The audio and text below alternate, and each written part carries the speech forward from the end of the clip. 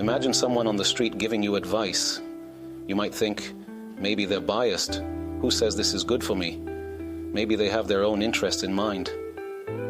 But when a father tells his son, do this or that, even if the son doesn't fully understand why, he knows that if his father said it, it must come from love and concern for his well-being. That's why the tractate is called Pirkei Avot, Ethics of the Fathers, to motivate people to take its teachings seriously. These aren't just random instructions. They're words of wisdom passed down from generation to generation. For example, in Pirkei Avot, we find advice that might seem burdensome at first. It says, be light with the head and accommodating to youth. What does light with the head mean? If you have a boss at work, don't clash with them. Be easygoing. I've heard this from young, talented people several times. Every job I take, they fire me after a month. And they don't understand why. They think they're cursed or under a spell. But when you dig deeper into their behavior, it turns out that wherever they go, they're convinced they're smarter than their manager. They start arguing and trying to take over.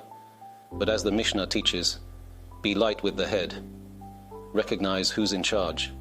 Your boss is your boss. If you have a different perspective, suggest it politely. The next part of the teaching says, be accommodating to youth. This advice is particularly directed at older adults.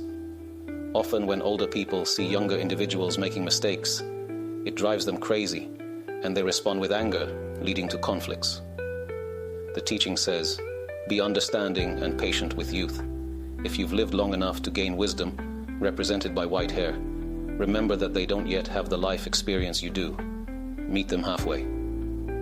Sometimes a person feels a strong urge to react, to argue. But if they think, this is advice my father gave me, it becomes easier to trust.